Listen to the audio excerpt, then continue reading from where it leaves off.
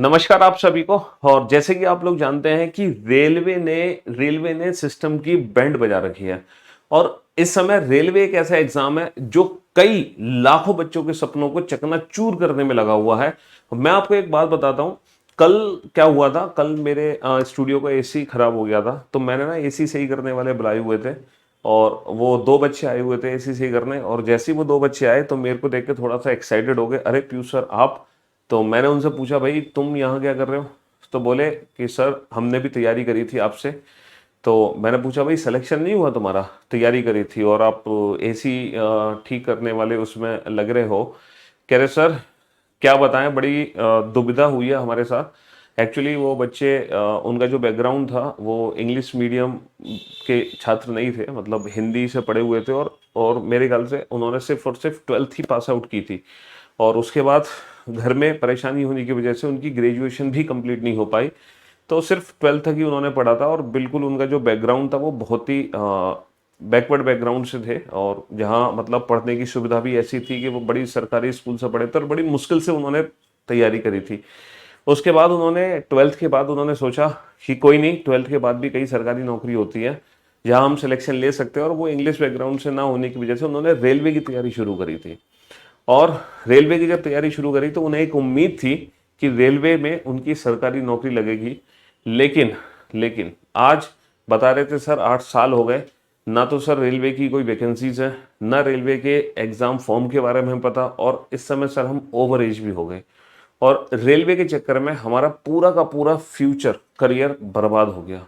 और सर आज हम इस लाइन में, और हमारे पास सर दूसरा कोई विकल्प ही नहीं बचा कि हम किसी और एग्जाम की तैयारी कर पाते और किसी और एग्जाम को दे पाते। हम तो सर रेलवे के भरोसे ही रह गए।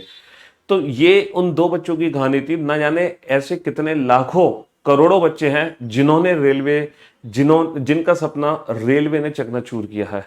तो बस अब रेलवे ऐसा ना करे, इसीलिए पूरी करियबल टीम ने मिलकर, है ना, स्पेशली राकेश सर ने मिलकर ये कदम उठाए हैं कि रेलवे की आंखों को खोला जाए।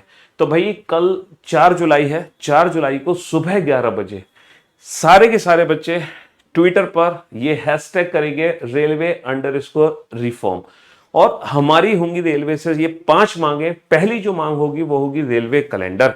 जैसे कि आप लोग जानते हैं कि एसएससी हर साल कैलेंडर लेकर आता है, और एसएससी के जितने भी एग्जाम्स होते हैं, चाहे वो सीजीएल हो, सीएचएसएल हो, एमटीएस हो, सीपीओ हो, जीडी हो, स्टेनो हो, उन सारे एग्जाम्स की पहले से वो डेट देता है कि ये एग्जाम इस तारीख को होंगे, नोटिफिकेशन इस तारीख को निकलेगा, और उसी के अकॉर्डिंग एग्जाम होते हैं।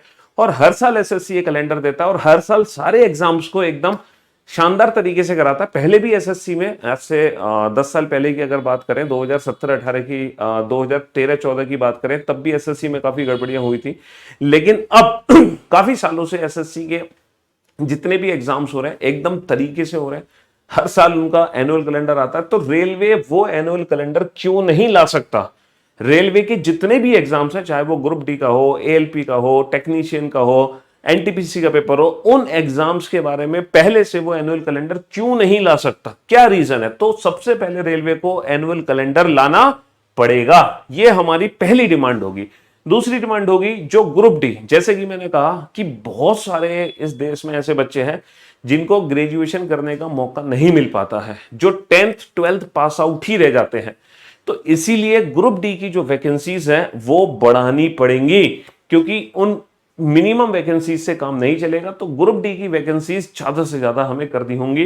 तीसरी जो डिमांड है हमारी, रेलवे की वेटिंग लिस्ट। देखो वेटिंग लिस्ट लाना बहुत जरूरी है, क्योंकि अक्सर होता क्या है कि जो बच्चे ग्रुप डी या एएलपी में सिलेक्शन ले लेते हैं वो कहीं ना कहीं एसएससी का भी फॉर्म फिल कर देते हैं। उनका जब सीजीएल में सिलेक्शन हो जाता है तो वो ग्रुप डी और एएलपी की नौकरी को छोड़ देते हैं। तो जो बच्चे जेन्युइन ग्रुप डी के लिए एलिजिबल थे, या जो सीजीएल का फॉर्म नहीं भर सकते थे, वो सिर्फ ग्रुप डी ही दे सकते थे, वो बेचारे बच्चे रह जाते हैं जॉब पाने से। इसीलिए वेटिंग लिस्ट आना बहुत जरूरी है, ताकि जो बच्चे स्विच करें तो कम से कम उन बच्चों को, है ना, उन बच्चों को वो नौकरी मिल सके जिसके वो असली हकदार हैं। चौथी हमारी डिमांड है एग्जाम सेंटर को लेकर। देखो रेलवे, आपको बताऊं, कई हजारों बच्चे तो सिर्फ पेपर एग्जाम इसीलिए देने नहीं जाते कि वो रहता तो नॉर्थ में है और पेपर उसका पड़ गया साउथ में, रहता ईस्ट में है पेपर पड़ गया वेस्ट में, रहता वेस्ट में पेपर पड़ गया ईस्ट में। मतलब 400 500 किलोमीटर दूर हमारे एग्जाम सेंटर होते हैं रेलवे के, तो सबसे पहले तो रेलवे को ये करना चाहिए कि जो भी एग्जाम सेंटर है वो उस कैंडिडेट की चॉइस के अकॉर्डिंग होना चाहिए। एटलीस्ट 200 किलोमीटर के दायरे में वो पेपर हो, ताकि वो बच्चा आसानी से आ जा सके। क्योंकि 10th क्लास का बच्चा, 12th क्लास का बच्चा इतना छोटा होता है, उसको बहुत दूर जाने के लिए अपने पेरेंट्स की भी मदद चाहिए होती है, 100 खर्चे भी होते हैं उसके, और बहुत ज्यादा दिक्कतें आती हैं। इसीलिए एग्जाम सेंटर उसके जोन में आने चाहिए। पांचवी और सबसे जरूरी जो हमारी डिमांड है वो है धांधली के खिलाफ सख्त कार्रवाई। क्योंकि जैसे कि आपको पता है कि अगर सारी व्यवस्थाएं ठीक होंगी, अगर एनुअल कैलेंडर भी आएगा, वैकेंसीज भी ज्यादा होंगी, वेटिंग लिस्ट भी निकलेगी, बट अगर धांधलेबाजी नहीं रुकेगी तो इन सब चीजों का कोई मतलब नहीं बनता है। इसीलिए रेलवे को इसके खिलाफ सख्त कार्रवाई करनी होगी, पेपर लीक से लेके एग्जाम सेंटर में गड़बड़ी से लेके इन सारी चीजों को। तो हमारी रेलवे से यही डिमांड है कि उन लाखों करोड़ों बच्चों के सपनों को चकनाचूर ना करें जो सिर्फ रेलवे की भर्ती के इंतजार में बैठे हैं। कल वो जो 2 बच्चे मिले थे, उनको देख के मतलब उनकी आंखों में पानी था कि सर, रेलवे की वजह से हमारी जिंदगी बर्बाद हो गई और आज हम ये लेबरगिरी का काम करने लग रहे हैं। तो हमारी विनम्र निवेदन है आपसे कि ऐसा ना करें, और सारे के सारे बच्चे कल 4 जुलाई को ये आपको हैशटैग करना है railway_reform ट्विटर पे, ये ट्रेंड करना है, तब जाके रेलवे को शायद कुछ आगाज होगा। क्योंकि जब कुछ वीडियोस बनाई थी उसके बावजूद रेलवे ने वो छोटी मोटी नोटिफिकेशन ला दिया, बट उससे हमें कोई लेना देना नहीं है। हमें ये पूरी पांचों की पांचों डिमांडें अपनी मंगवानी होंगी। धन्यवाद।